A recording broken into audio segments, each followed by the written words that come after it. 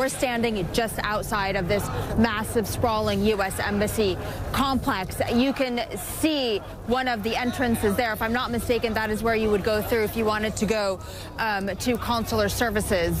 The Iraqi security forces are finally on the scene, but that the protesters managed to get this far for more than 24 hours, attempt to breach the walls of the U.S. Embassy, goes to the crux of the many multifaceted challenges that Iraq faces.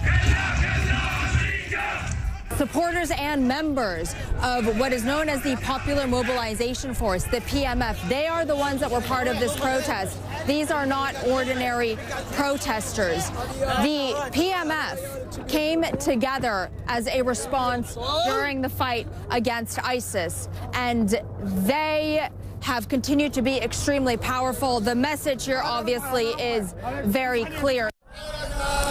Many fighters that make up the PMF gained the bulk of their experience actually fighting the Americans during the U.S. occupation of Iraq.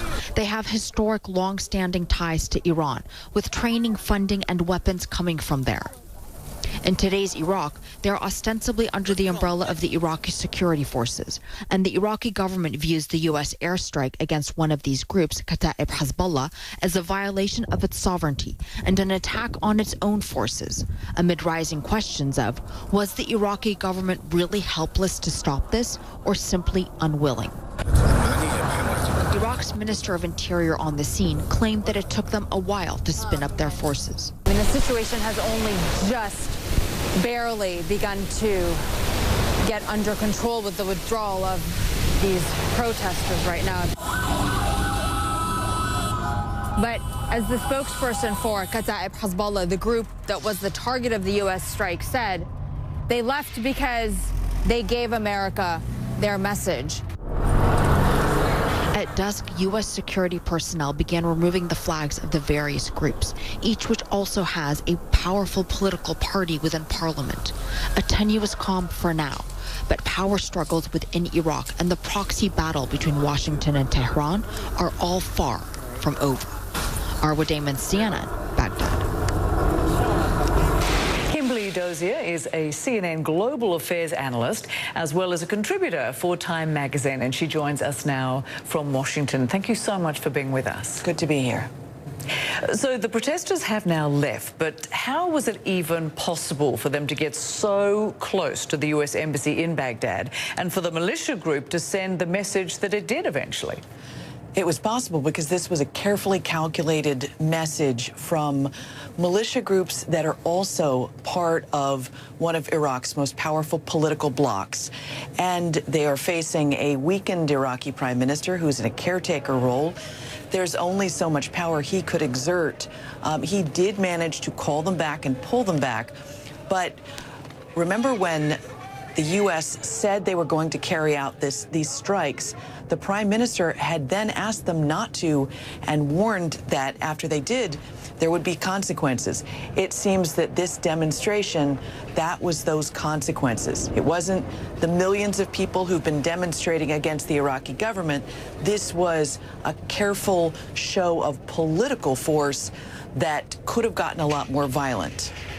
Yeah, it certainly has changed the focus from those demonstrators to this situation now that we're talking about. And of course, these demonstrators were angry about those deadly U.S. airstrikes that targeted the Iranian militia group. And the Iraq government viewed the airstrikes as an attack on its sovereignty.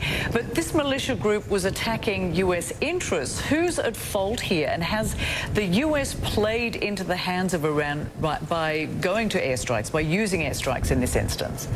Well, from the U.S. perspective, they're getting hammered. They warned the Iraqi government that they needed to be protected, and they said if they weren't getting protected, they were going to have to take action. So from the U.S., there's a very logical chain that led to these airstrikes. But think of it from the Iraqi perspective.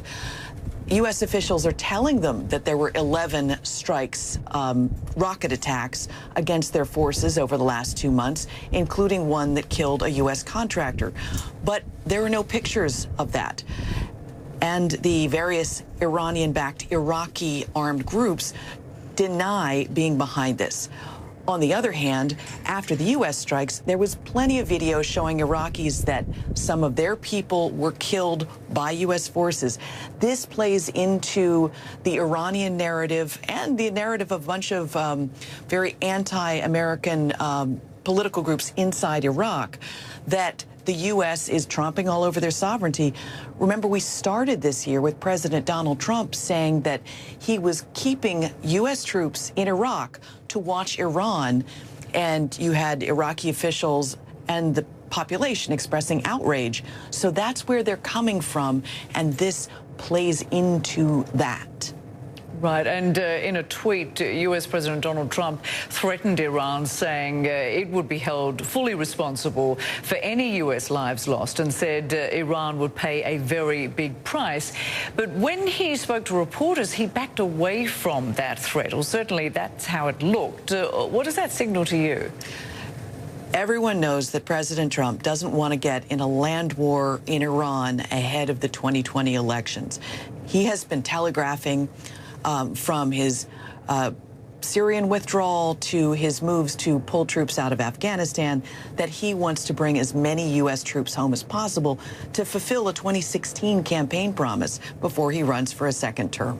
So Iran knows this, and it's become a game of chicken in that, yes, U.S. maximum pressure sanctions are hurting Iran economically. U.S. officials say it's in full recession now, but Iran is playing the long game in that it is trying to turn public opinion across the Middle East against the U.S., and in some cases that is working, which will make it harder for Iraqi politicians who have been counting on the U.S. military to keep mopping up ISIS.